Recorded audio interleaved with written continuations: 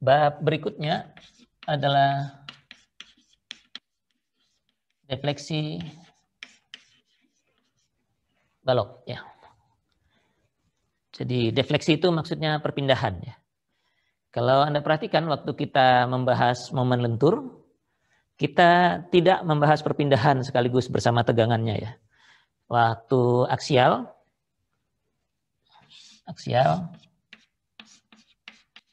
begini, kita hitung tegangannya N per A gitu ya. Gaya normal yang nilainya sama dengan P kalau kasusnya begini. Lalu kita juga hitung deformasinya, perpanjangannya. Berapa? NL per EA begitu ya. Waktu ada torsi itu gimana? Gitu ya. Torsi pada penampang lingkaran. Gitu ya. Ada torsi, kita hitung tegangannya. Taunya apa? T rho per J. Dan kita hitung deformasinya, sudut puntir. V sama dengan TL per J, begitu ya.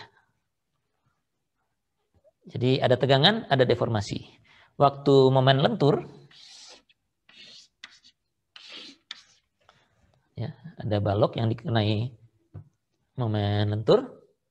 Kita cari tegangannya, sigma sama dengan M Y per I. Nah, kita belum menentukan ini seberapa jauh sih defleksinya, begitu ya. Ya, defleksinya ditunda ke sekarang. Ya. Jadi sekarang kita mencari defleksi pada balok yang mengalami lentur. Ya, untuk menyamakan dengan yang lain-lain ya. Jadi tegangan dan deformasinya selesai dua-duanya sekaligus. Ya. Nah, waktu menurunkan formula ini, dulu mestinya ada sih. Anda kalau lihat lagi, kalau nggak ingat lihat lagi aja slide-nya atau lihat lagi rekaman kuliah saya begitu. Ada hubungan ini namanya radius kurvatur ya. Apa? Jari-jari kelengkungan itu rho gitu. Seper rho itu sama dengan M per EI gitu. Saya cek. Rasanya itu.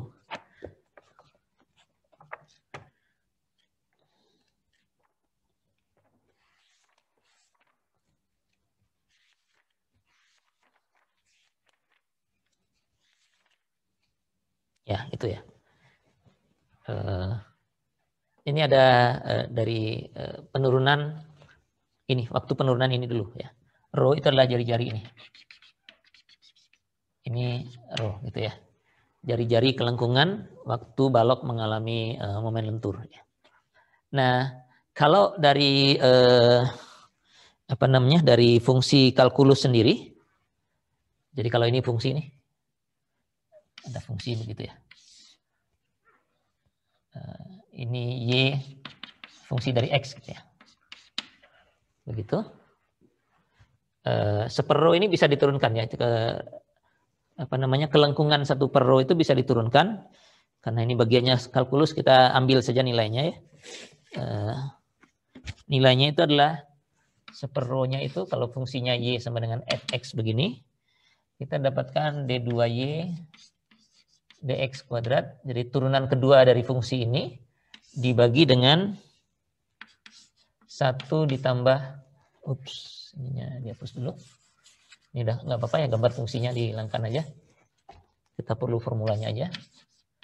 dy dx kuadrat terus pangkat 3 per 2 ya.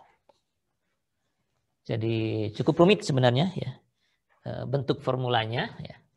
Nah, karena kita berurusan dengan perpindahan yang kecil ya, balok kita tuh nggak pernah deformasinya besar ya. Kalau besar udah duluan retak atau patah malah dia ya. Jadi karena deformasinya kecil, perubahannya itu juga sangat kecil. dy dx itu kita akan dapatkan nilainya sangat kecil. Kalau kita kuadratkan akan makin kecil lagi ya. Jadi bilangan kecil kalau Anda tambahkan dengan 1 nggak ngerasa apa-apa satunya. Satunya tetap akan lebih berkuasa begitu ya. Nah, jadi diakarkan ke sini juga nggak ngaruh lah ya. Pangkat 3 per 2 ini diakarkan atau gimana nih? Dikalikan ya 1,5 ya, pangkat setengahnya akar, tapi pangkat 3 terus diakarkan akar 2 gitu ya. Tapi kalau ini kita anggap sangat kecil dibandingkan 1, jadi satunya lebih menang. Nah, mau dipangkatkan berapa juga tidak terlalu masalah. Kita akan dapatkan seperronya sama dengan D2Y X kuadrat saja ya. Untuk perpindahan kecil ya. Jadi ini dy dx-nya kecil sekali ya. Oke. Jadi kalau seperro dari kalkulus itu turunan kedua dari y terhadap x, maka ini kita bisa selesaikan, bisa sambungkan ke sini. Seperronya sama dengan m per ei dari fisiknya, sedangkan dari matematiknya seperronya itu adalah d2y dx kuadrat. Maka kita dapatkan hubungan yang ini saja. Ya. Deformasi dengan momen lentur. Ya. Jadi hubungannya seperti ini. Oke. Nah, momen lentur kita sudah dapatkan dari statika yang lalu. Ya. Dari statika yang lalu, kalau ada strukturnya, balok.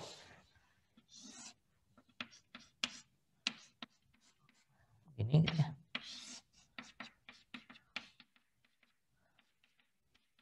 Itu. Anda sudah tahu nih, nyarinya bisa lah gitu. Saya langsung gambarkan aja lah fungsinya. Ini momen lenturnya, begitu. Oke. Ada E dan I di sini yang muncul. E itu adalah modulus elastisitas, I itu inersia penampang.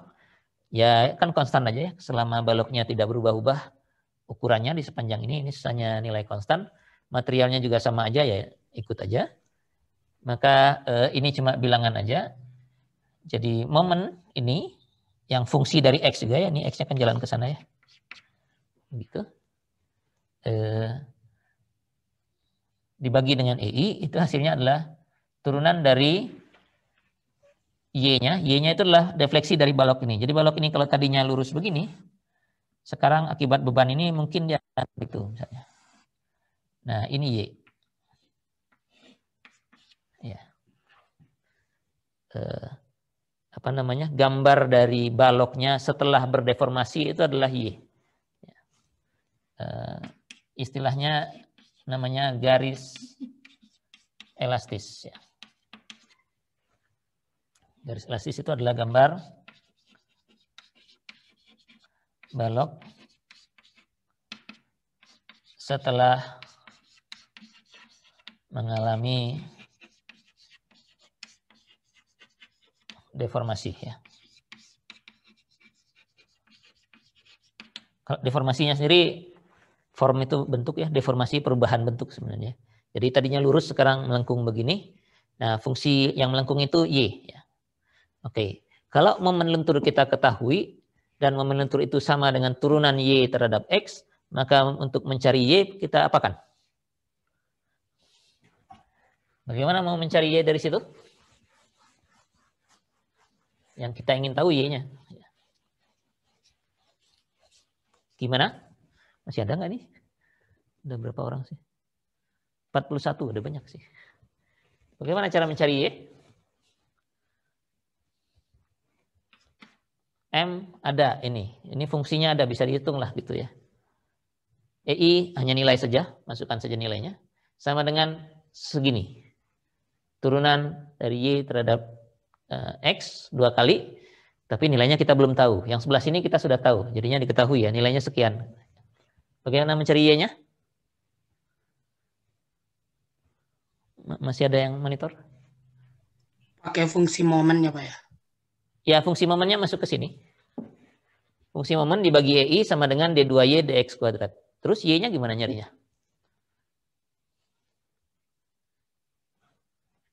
Fungsi momennya dimasukkan aja, ya apapun bentuknya lah. Atau ini kalau mau dicari fungsinya apa nih? Nanti dicontoh lah ini dapat. Ada fungsinya lah ini. Ini nggak apa-apa, biarin aja begitu. Tapi kan ruas kanannya ini kan turunan Y terhadap X. Gitu. Agar dapat Y, apa yang harus kita lakukan? Untuk integral. Harus integrasikan ya. Karena ini turunan 2 kali. Jadi integrasinya ya 2 kali juga mestinya ya. Jadi kalau hubungannya seperti ini, Y-nya mestinya integral 2 kali M per EI. Integralnya terhadap, karena itu dx ya, dx lagi gitu. Dx 2 kali.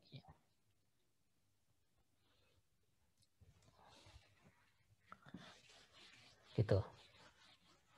Oke, nah kalau Anda baca buku, kita mungkin nggak menggunakan yang satunya, tapi kalau Anda baca buku, kita sudah punya hubungan, nggak hanya baca buku ya, dari statika yang lalu juga sudah kita bahas. Dari momen lentur ke gaya geser itu kita tahu bahwa dm dx itu adalah gaya geser ya, V gitu ya. Sedangkan dv dx apa? Turunan gaya geser apa? Ada yang masih ingat? Ini statika yang lalu nih. Apa di sini? Nggak ada satu orang pun yang ingat dari 40? Beban meratanya ya. Dan arahnya minus karena kita biasanya beban merata kita gravitasi ke bawah. Ini beban merata W. Nah, ini juga bisa kita masukkan ke sana. Jadi, formula yang lebih umum bentuknya, gimana cara masukkannya nih? Jadi, kalau ini diturunkan sekali lagi terhadap X, dm dx, ya ini juga turunan sekali lagi terhadap X mestinya ya. Jadi, kalau ini saya taruh ke situ, dapatnya adalah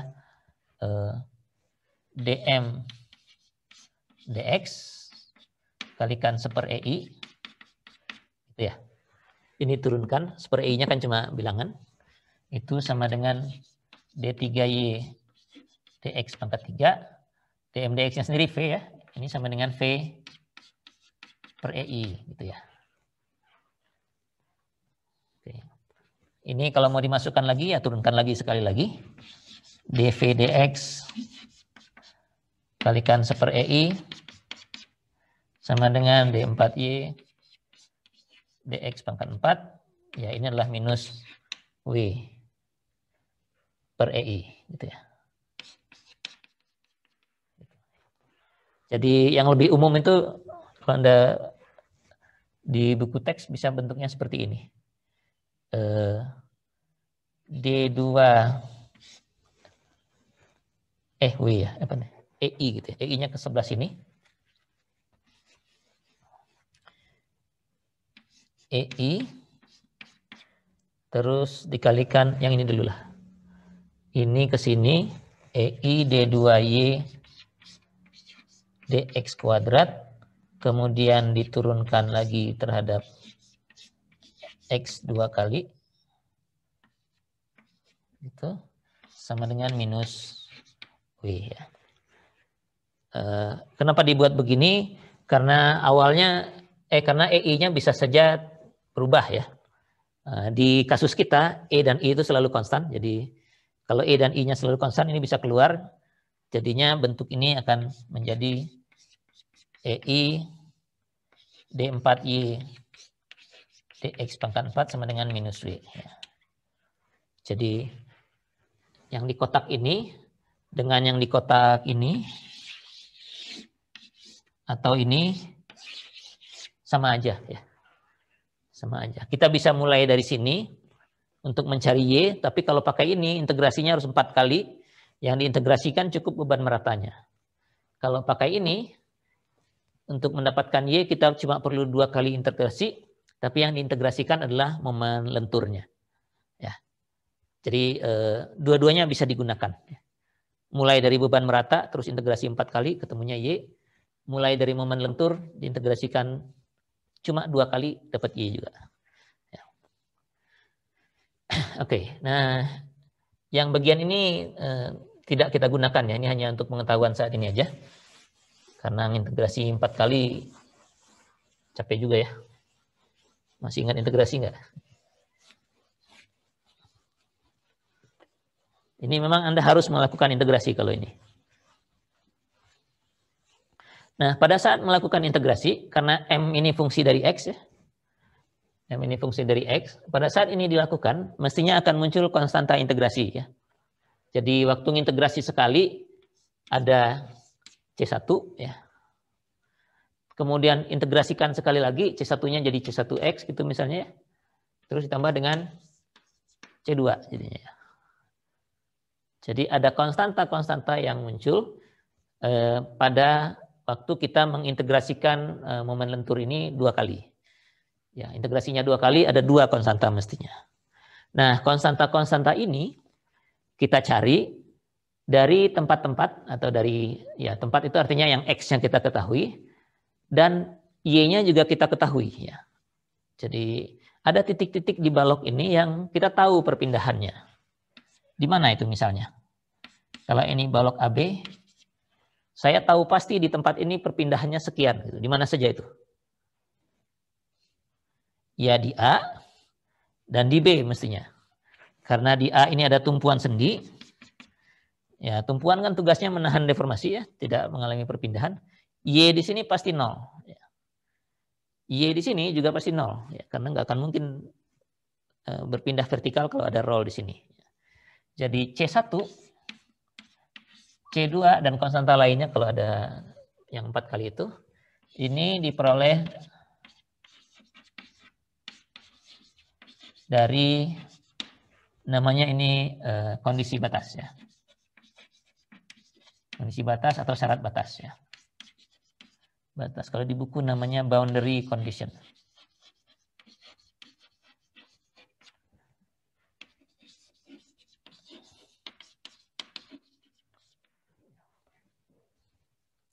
Dari boundary condition. Boundary condition ini biasanya adalah tumpuan ya. Karena kita tahu di tumpuan Y-nya 0 ya.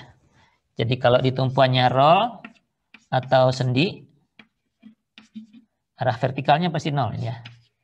Y-nya pasti 0. Tumpuan jepit,